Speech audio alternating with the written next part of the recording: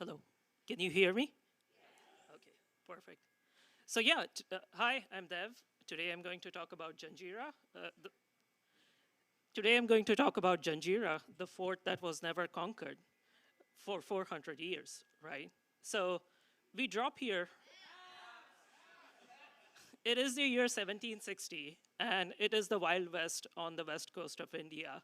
Every power is trying to grab any land it can. This is the colonial era. There are ships everywhere, maps everywhere, right?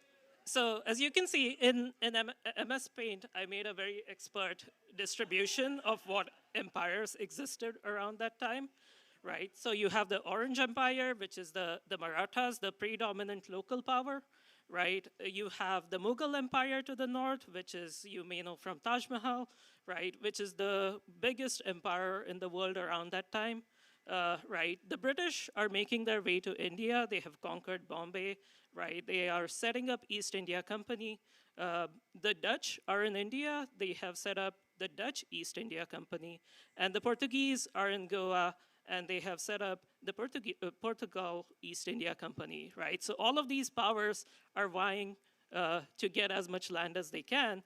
And then there's a tiny island in between. The island the size of Alcatraz that is an independent kingdom that everyone wants, right? So we arrive in the situation where Portugal has a naval blockade on the fort. The Marathas have a land-based blockade on the fort. The British are sending a fleet of ships, and the Dutch are sending some ships. So you might be wondering how we got into this situation. Well, we have to go very far and very back to trace the origins of this story, right? So we go in 1548 in Adal Sultanate in modern-day Ethiopia. Uh, this is the heart of commerce. There's a lot of ships sailing from here, lots of piracy, lots of naval action as it is today, right? And it's also a very active region of slave trade. So our protagonist, Chapu, is captured as a slave from Ethiopia and then transported to Yemen, to Baghdad, eventually ends up on the Deccan Plateau in central India. Uh, many people were captured from Ethiopia around these times, generally as fighters, as slave fighters, and intentionally moved from the land they were on to break any identity or loyalty so that they would make better fighters, right? So Chapu became a fighter, and then according to the slavery laws of that time, because his master died, he became a free, independent man. He already had gained name as a fighter. He became very powerful as a mercenary, employed by lots of small local kingdoms. Eventually started getting really powerful to the point the kingdom started worrying about his following and his personal army, right?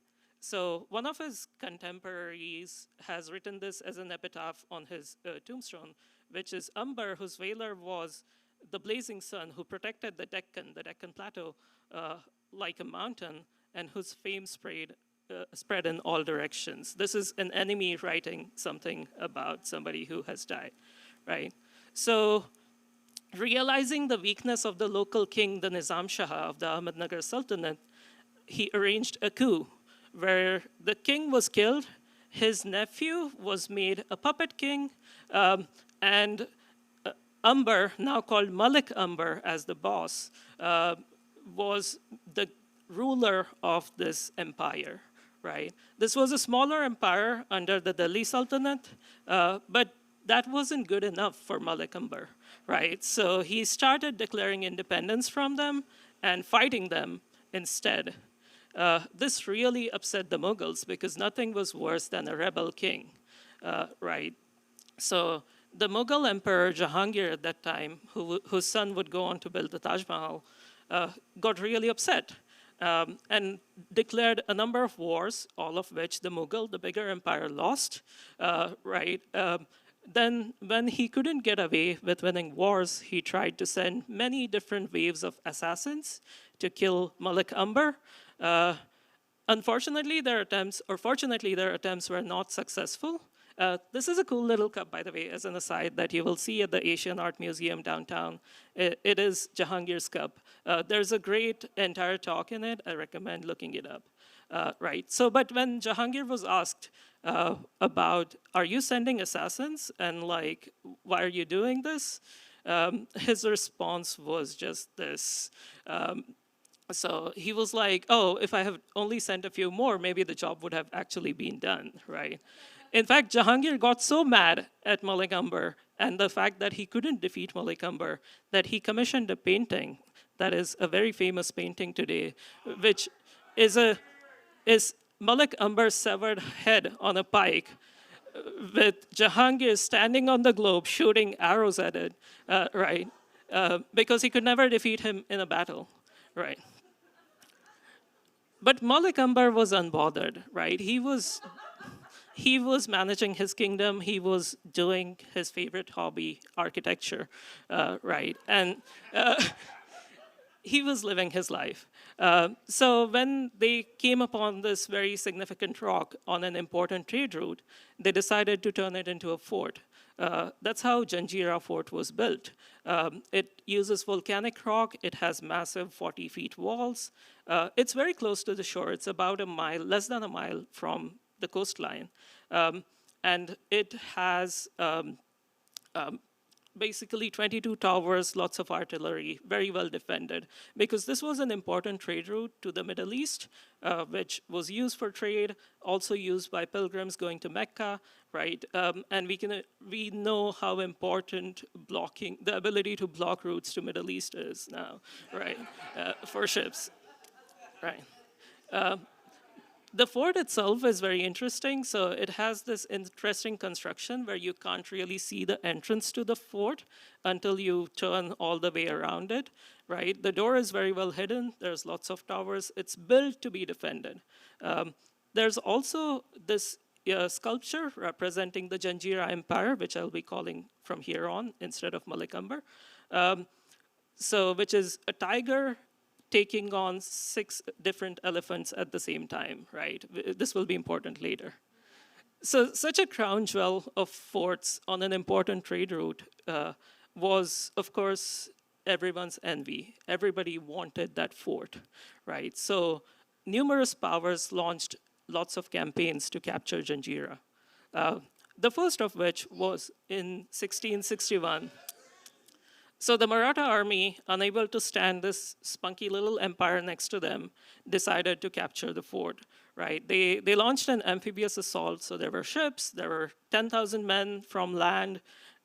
They tried to scale the walls. They weren't able to get in because secretly the Portuguese were helping the fort defend itself. So the fort had a lot of modern artillery, which hadn't made its way to Marathas. So they were able to keep off the Marathas, but the Marathas ended up sieging the fort and enforcing a land and naval blockade to block any fresh water or food from going in.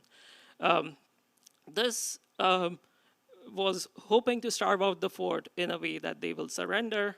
Well, the leaders of the Janjira Empire decided to forget about old enmities, and they reached out to the Mughal Empire, right? So they messaged Shah Jahan, the then king of Mughal Empire, that, hey, let bygones be bygones. We are being attacked by your enemy. Don't you want to say something? Are you just going to let it go? Right? So the Mughals were like, oh, yeah, we hate them. So they are busy in this battle. So they attacked from the north. The Marathas had to divert their forces to tackle the Mughals. The siege was broken. The island lived another day, right? That didn't stop the Marathas from trying to capture it again, right? So there were many rounds of different siege, and some of these stories are fascinating. I don't have time to go into all of them, but there's the 1661 to 1667 blockade. There's the wall scaling campaign where reinforcements never arrived, so they had to abandon it. There's a causeway campaign, which we will go over in a bit. There's the Battle of Revas, where a lot of land was lost, but the fort never fell. And then there's the Maratha-Portuguese blockade where we started, right? In fact, the Marathas were so upset that they couldn't get this fort, they built a rival fort near it, that's Padmadurga, right? Which was smaller and not as good and not as well defended, right? But let's go over the Causeway campaign, right? So the, the, the Marathas had a point that this fort is less than a mile. You can practically walk to it in low tide. Why are we using boats, right? So they decided to build a causeway. So they had 20,000 troops. They decided to do a land-based assault.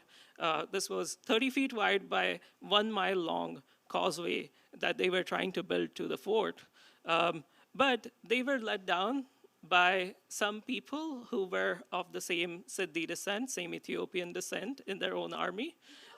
There was betrayal and sabotage. The causeway never completed. The Mughals attacked again. The Marathas got distracted, and they left the island alone, right? At this point, the Janjira Empire was sick of all these assaults, and they were like, you know, the best form of defense?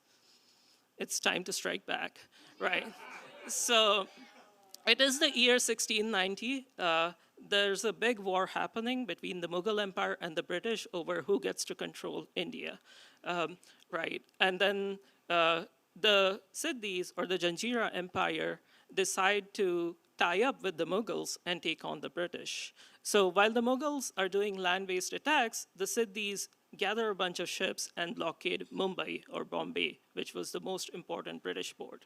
They captured nearby islands. They starved the city of Bombay for an entire year, not letting any supplies in from the ocean, not letting any trade happen, to the point where the British surrendered and moved their capital from Bombay to Kolkata, right? And the Mughals and the Siddis won a big victory. This is known as the Child's War, right? But that brings us back to where we started, right? It is 1760. The British are not too happy at the Janjira Empire, right? The Marathas and the Portuguese tie up. They decided to take on this small empire together, break it into pieces for themselves, right? And they enforce a joint blockade that is blocking the fort from any kind of supplies from getting in. And because they can't enter into the fort, they decide to just starve it, right? So at this point, out of options, the then leader of the Janjira Empire did a very interesting thing. He surrendered the fort to the Dutch, right? And he was like, hey, Dutch Empire, come and collect keys to the fort, right? This really upset the British because they did not want a rival European power to gain a foothold in India. They dispatched the Imperial Navy and broke apart the blockade, right? After this, the fort became a proctorate of the British, but it remained as an independent princely state. It was also one of the few princely states that did not pay any taxes to the British. So it was just, it got a special exemption. So it was a part of British India until 1947, when India became independent, and then reorged into one of the states in India in the Princely State Reorganization Act. Today, the Siddis, the Ethiopian immigrants around 1700 still make a big part of communities in India, Pakistan, Bangladesh. They're a core part of Indian fabric. You can visit all these sites. There's forts, there's castles, there's all kinds of cool stuff, right? And how did they achieve it? Well, they preyed on the greed of these empires for land, made strategic concessions and alliances, and always maintained their sovereignty, right? So to conclude, I would like you to raise a glass to sovereignty, because even today, we have small islands, small territories, fighting big imperial invaders, right? And I just want to raise a glass to them. Thank you.